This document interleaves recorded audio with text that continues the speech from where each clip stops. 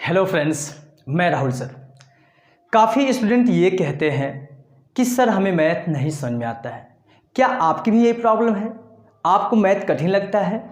देखिए, मैथ कठिन होता नहीं है, इसको हम लोग मैथ को कठिन बना देते हैं। इसका वजह है, अगर आपका फ्रेंड मैथ लगाता है, वो मैथ में बहुत तेज़ है, तो आप भी मैथ में तेज़ हो सकते हैं। केवल आप कुछ जो रूल होते हैं उसको आपको अप्लाई करना पड़ेगा। अभी हम उन सबको बताएंगे कि आपको मैथ आखिर में क्यों नहीं समझ में आता है, क्यों आपका फ्रेंड लगा लेता है और आप नहीं लगा पाते हैं।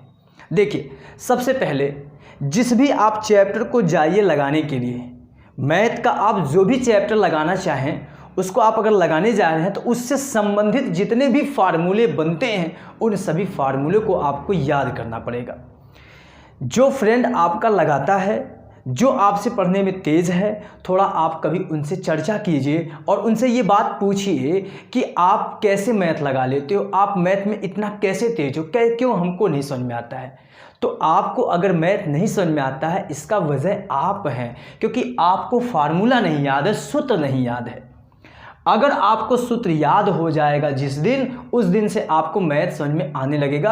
अभी हम इसका एग्जाम्पल भी देंगे, कुछ क्वेश्चन को लगवाएंगे जो कि आपके चैप्टर का भी होगा, हो सकता है वो इंटरमीडिएट तक के भी हम क्वेश्चन को लगवाएंगे भी।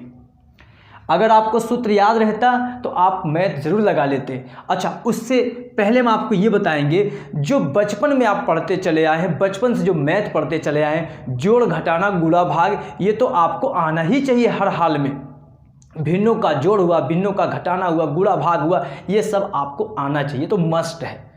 फिर उससे पहले हम आपको ये बताएंगे कि स्क्वायर आपको याद होना चाहिए। जैसे मान लीजिए अगर कहीं आ जाए 6 का स्क्वायर तो आप उसे तुरंत लिखिए 36, या 25 का स्क्वायर कहीं मिल जाए तो इसको आप याद कर लीजिए 625 होता है। ठीक है, तो कम से कम आपको तो 30 तक वर्ग याद ही होना चाहिए। कम से कम आपको 30 तक वर्ग याद होना चाहिए।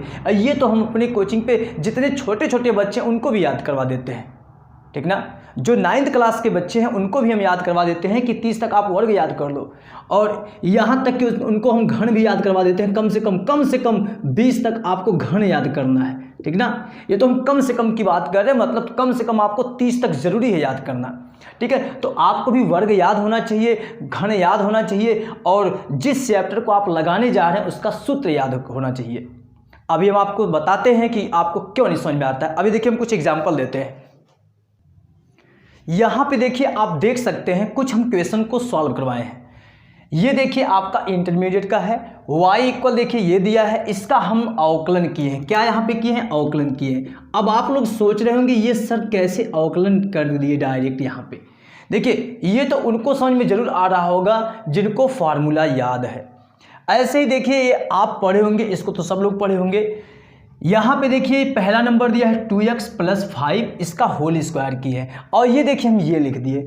अब ये बात तो उनको समझ में आ रही होगी जिनको सूत्र याद होगा। अब देखिए यहाँ पे हम नीचे लिखे भी है सूत्र, a + b अगर पूरे का होल स्क्वायर है तो लिखते हैं a² + b² + 2 × a × b।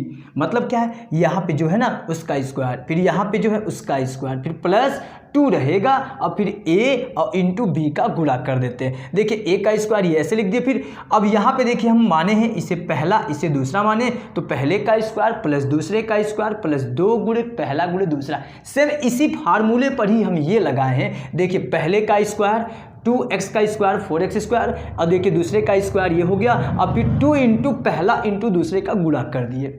ये बात आपको समझ में आ गई होगी, क्योंकि जिनको फार्मूला याद होगा उन्हें बात पूरी क्लियर हो गई होगी। तो आपको तो पहले फोकस करना है फार्मूले पर, और तभी आपका मैथ एकदम इजी हो जाएगा, तब आप मैथ में एकदम तेज जाएंगे, कोई दिक्कत नहीं होगा। यहाँ पे देखिए हम इसका अवकलन किए हैं। x³ का अवकलन आप जानते हैं d/dx, अगर x का पावर n है तो इसका अवकलन होता है nx का पावर n-1, और ऐसे ही d/dx अगर sin x है, sin x का होता है cos x, फिर उसके बाद d/dx tan x है, tan x का होता है sec² x। इसीलिए हम सबके जगह पे देखिए सब बदल दिए हैं, आ गया है। तो आप लोग समझ गए होंगे। कि आपको मैथ क्यों नहीं समझ में आता है? इसका वजह क्या है? सिर्फ सूत्र है। इसलिए आप सूत्र पे पहले फोकस कीजिए और फिर अगर आपको मैथ ना समझ में आए, ऐसा हो नहीं सकता, 100% आपको मैथ समझ में आएगा। तो आई होप कि आपको पूरा बात क्लियर हो गया होगा और आज से आप लोग पूरा फोकस कीजिएगा मैथ पर और ये सूत्र पर और बाकी जो इससे संबंधित है उन सब पे आप फोकस कीजिएगा, आपको 100% समझ में आएगा। Thank you.